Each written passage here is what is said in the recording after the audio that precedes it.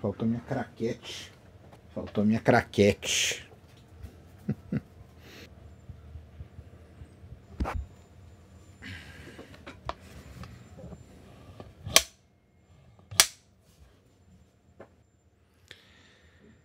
Salve, salve, amigos da astronomia em todo mundo. Meu nome é Sérgio Sacani, sou editor do blog Space Today e você está assistindo a mais um Space Today TV. No programa de hoje, vamos falar do telescópio espacial James Webb, que estudou um dos aglomerados de galáxias mais espetaculares que nós temos no universo, chamado de Phoenix A. Phoenix A, como dizem por aí. E descobriu passos ali importantes do processo de formação de estrela. O James Webb está se especializando em entender como as estrelas se formam no universo. E estudar os aglomerados de galáxias, que é onde você tem várias galáxias e grandes taxas de formação de estrela, como que isso acontece? Porque você tem um gás ali no meio galáctico que ele é muito quente. Como que esse gás esfria para formar estrela? Você sabia que para formar estrela você precisa de um gás frio? Isso mesmo. James Webb deu mais um passo para entender completamente o processo de formação de estrelas e nós vamos tentar entender essa história toda. Manda a vinheta!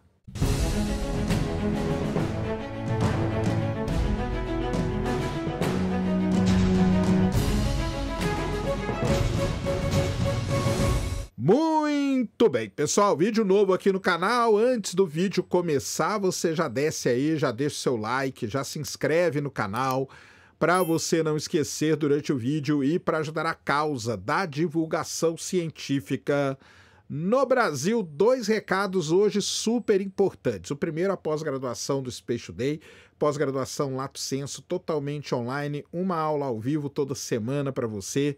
Todas as aulas com uma ferramenta de IA que faz resumo, que faz mapa mental, um monte de coisa para ajudar no seu estudo.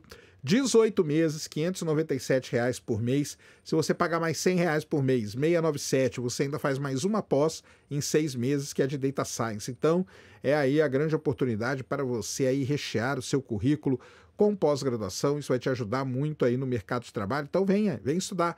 É muito legal. A pós-graduação nossa é focada em ciência planetária, que é estudar basicamente os objetos do sistema solar. Estou esperando todos vocês. O link está aí para você se matricular. E o segundo recado, importantíssimo, estamos de volta com a turnê 2025 do Sacani no Teatro, isso mesmo. E para o pessoal de São Paulo, que isso que eu vou falar aqui é para você de São Paulo, ou do Brasil todo, quiser vir para São Paulo, dia 13 de abril, domingão, 16 horas, Teatro Gazeta, Avenida Paulista 900.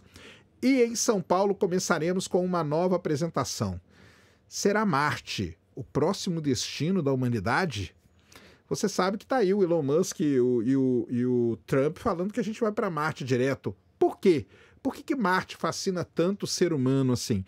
De onde que vem todo esse fascínio que aquele pequeno ponto vermelho exerce sobre nós? Nós vamos conversar sobre isso no Teatro em São Paulo, Teatro Gazeta, dia 13 de abril, 16 horas. Espero todos vocês. O link na descrição para você adquirir já o seu ingresso. Combinado?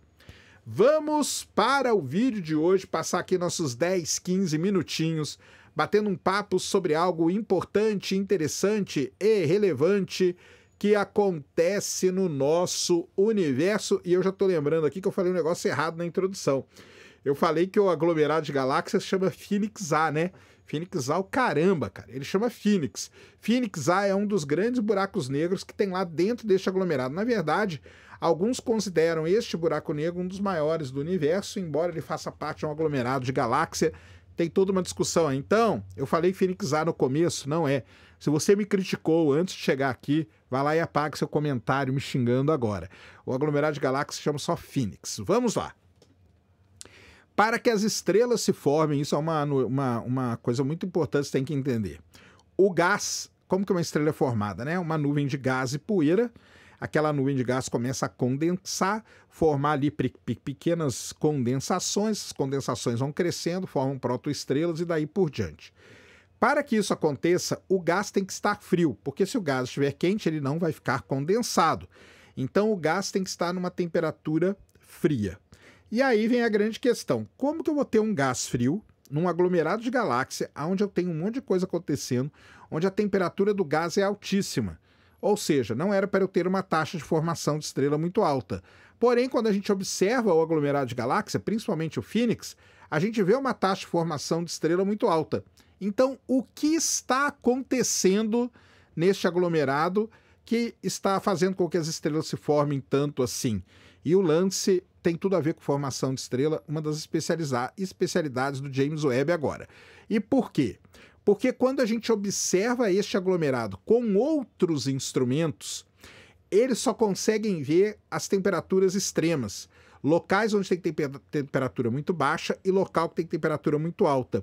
Mas a formação de estrela pode se dar ao longo de regiões ali que a gente não conseguia até agora entender o que estava acontecendo. Porém, o telescópio espacial James Webb tem essa capacidade. Obviamente porque ele observa no infravermelho, então já é a radiação que a gente chama de radiação térmica. Ele é especialista para ver essas coisas e ele começou a entender o que está acontecendo. Então apontaram o James Webb para o Fênix. Esse aglomerado Fênix ele está localizado a cerca de 5,8 bilhões de anos-luz de distância da Terra. É um alvo muito interessante para que a gente possa entender todos esses processos. Aliás, tem uma coisa interessante no universo. Toda vez que você quer entender alguma coisa, procure por casos extremos. É ali que você vai conseguir entender o que está acontecendo. Muito bem. Para vocês terem uma ideia, tá? O que acontece nesse aglomerado é uma formação de estrela, uma taxa altíssima. Chega a ser, os astrônomos chegam a chamar de uma taxa extrema de formação de estrela. Então, o que poderia estar acontecendo? Muito bem. Os astrônomos apontaram o MIRI, que é um instrumento do infravermelho médio, para o centro do aglomerado e lá eles começaram a estudar algo muitíssimo interessante. No centro de um aglomerado de galáxias, sempre você tem uma grande galáxia e essa galáxia normalmente tem um buraco negro muito grande. No caso aqui, a galáxia tem um buraco negro de mais ou menos 10 bilhões de vezes a massa do Sol. Esse buraco negro não é um buraco negro qualquer, é o que a gente chama de um AGN, que é um núcleo ativo de galáxia, ou seja, ele está se alimentando de muita matéria e está expelindo aqueles jatos gigantescos relativísticos, só que aquele jato ali ele pode esquentar o gás e não formar estrelas. Mas como que continua formando estrela? Muito bem, o que está acontecendo neste caso é o que pode ser chamado do feedback de um buraco negro. Isto mesmo. Então, quando você tem esse feedback, você acaba tendo um resfriamento do gás e da poeira. E quando você tem este resfriamento, você tem então a formação de estrelas. Então, o que o James Webb fez foi destacar a importância do feedback de buracos negros na regulação da temperatura e na promoção do resfriamento de gás. As observações anteriores, indicavam taxas de resfriamento variáveis, mas agora com o James Webb, que você fez um mapeamento muito mais detalhado daquela região toda, ele mostra que você tem o que a gente chama, do feedback de um buraco negro. Então, basicamente, é isso o que está acontecendo com o nosso queridíssimo Fênix A. Fênix A. Toda vez que eu vou falar agora, eu vou falar Fênix A, O que você está vendo aí nada mais é do que o efeito, O efeito do feedback do buraco negro que está, então, regulando a temperatura, fazendo com que a temperatura fique mais baixa e forme estrela. Até então, como eu falei, não era possível fazer esse tipo de medida. Não tinha como a gente fazer esse tipo de medida. Só agora, com o telescópio espacial James Webb, com a sua capacidade de observação, é que a gente conseguiu fazer isso. Então, assim, realmente é muito interessante, tá? É muito interessante mesmo poder entender como que as estrelas acabam se formando. Como eu falei aqui no início, o James Webb está se especializando em é estudar a formação de estrelas. Nós vimos outro dia aí que ele fez aquela imagem de um disco nascendo, né? De um disco protoplanetário nascendo. Tem um outro artigo que saiu essa semana, eu vou fazer vídeo dele depois, que ele mostra onde planetas vão se formando ao redor da estrela. Tem um na nebulosa de Órion que ele fez e descobriu gelo, isso é muito importante porque tem ligado com a linha de gelo. Ou seja, o James Webb, né, aquele negócio que eu falo, ele foi feito basicamente para estudar lá a formação de estrelas, né, das primeiras estrelas, e principalmente a formação de galáxia no início do universo, as primeiras galáxias, como que elas se formaram e tudo mais. Mas ele está se mostrando uma ferramenta muito mais interessante para tudo isso. Ele está se mostrando uma ferramenta capaz mesmo de mostrar para a gente coisas sensacionais sobre a formação de estrelas no universo, o que é realmente impressionante. Então tá aí mais um trabalho muito legal do James Webb. Não foi feito sozinho, tá? A gente fala só do James Webb, mas ele foi feito também com o telescópio, com o Chandra. Com o Chandra também participou disso. E o VLBI também participou disso. Então, assim, eles fizeram um trabalho bem interessante, bem completo, usando, né, diferentes comprimentos de onda para que eles pudessem então mapear tudo isso, porque a dificuldade, para quem não entende, é como que você mapeia todos esses gases, todas essas variações. A gente não conseguia fazer isso de jeito nenhum. Mas agora, com o James Webb, a gente está conseguindo, e isso é muito, muito legal de ser feito. Então, o feedback, só para completar aqui para vocês, tá? Ele acaba injetando energia, porque esses jatos aí são bipolares, né? Injetam energia mecânica no meio intraaglomerado, que a gente chama, criando então uma turbulência e uma cavidade de plasma que transporta um gás a baixa temperatura para fora. Cria-se também uma turbulência. A turbulência gerada por esses gases aí, pelas cavidades de plasma, pode misturar o gás quente com o gás mais frio. Aí você tem um resfriamento. E regulam, né, o resfriamento também.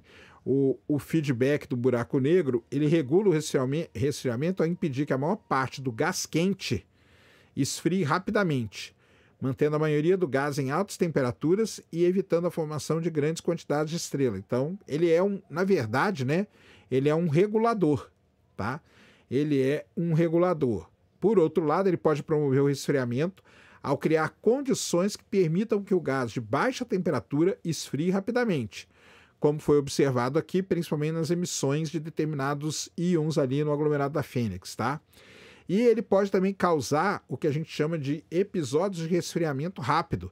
Então ele pode criar episódios curtos e intensos de resfriamento, e isso faz com que chegue-se a um pico de formação de estrela que pode chegar até 23 mil massas solares por ano no aglomerado da Fênix. Então, junta tudo isso, é isso que o processo, né, que vamos dizer assim, que o feedback de buracos negros ajuda na formação de estrelas. Só que